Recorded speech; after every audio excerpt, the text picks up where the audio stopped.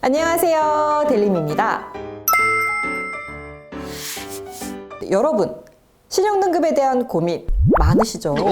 저 역시도 신용점수가 바뀌면 깜짝 놀라서 바로 조회해보거든요. 그래서 최근에 등급제에서 점수제로 바뀐다는 영상을 올려드렸었는데 다들 보셨나요?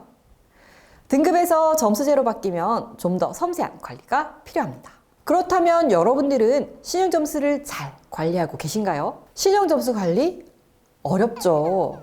그래서 오늘은 좀 더 쉽게 신용점수 올리는 방법을 알려드릴까 합니다. 그리고 신용대출 쓰는 분들 보고 계시죠? 신용대출 금리를 조금 더 낮추는 방법까지 여기에 하나 더 카카오뱅크를 포함한 모든 은행의 자산관리 방법까지 알아보도록 하겠습니다. 여러분, 신용점수를 올리려면 어떻게 해야 할까요? 연금이나 건강보험 납부내역도 신용점수와 관련이 있다는 사실 알고 계셨나요? 국민연금공단, 건강보험공단 사이트에 들어가서 공인인증서 로그인을 하고 서류를 뽑아서 제출하면 됩니다. 참 쉽죠?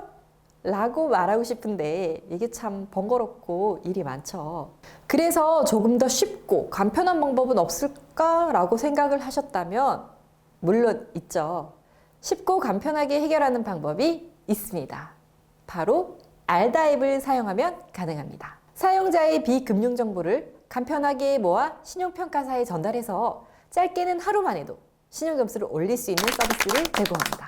이렇게 신용점수가 높아지면 뭐가 좋을까요? 자, 이 자료는 2018년 8월 기준 은행별, 신용등급별, 신용대출 금리표입니다.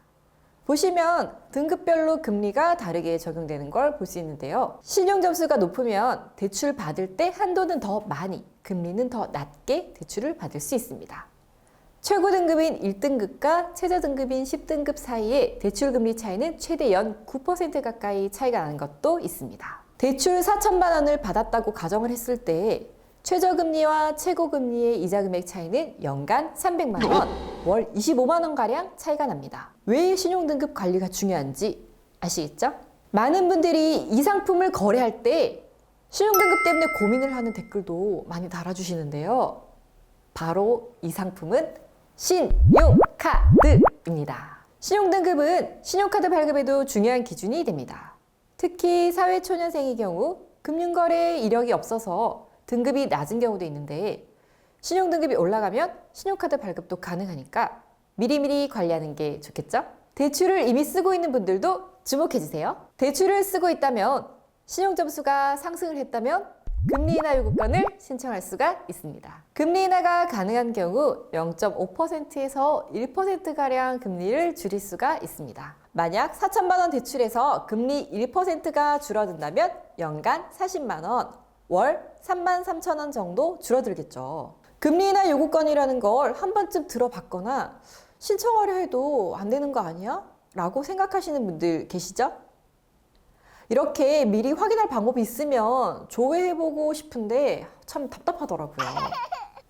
그런데 알다에서는 금리 인하 요구권 적용이 가능한지 여부를 1분 만에 진단해줍니다.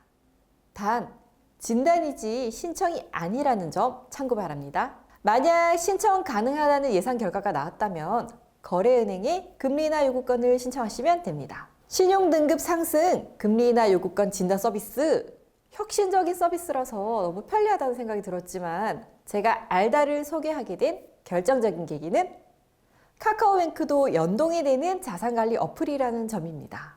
카뱅은 공인인증서가 없는 인터넷 은행이잖아요. 대부분 자산관리 앱은 공인인증서를 연동하는 방식이라서 카뱅은 예외인 경우가 많더라고요. 카뱅도 많이 쓰는데 안 된다니까 좀 불편하더라고요. 그런데 알다는 카카오뱅크를 포함한 모든 은행 연동이 가능한데 푸시 알람을 자동으로 등록해주는 방식이라고 합니다. 공인인증서 연동을 포함해 흩어져 있는 내 자산과 부채를 한눈에 보여주고 월별 자산 변동 등 다양한 금융정보를 확인할 수가 있습니다. 신용점수도 횟수 제한 없이 무료로 조회가 가능하고요. 특히 본인 소유의 차량 번호만 입력하면 내차 시세 조회도 가능합니다.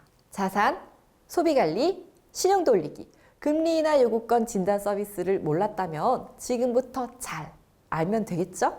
오늘 영상도 여러분들에게 많은 도움이 되길 바라며 저는 다음에 더 유익한 영상을 가지고 돌아오겠습니다. 그럼 우린 다음 영상에서 만나요. 안녕.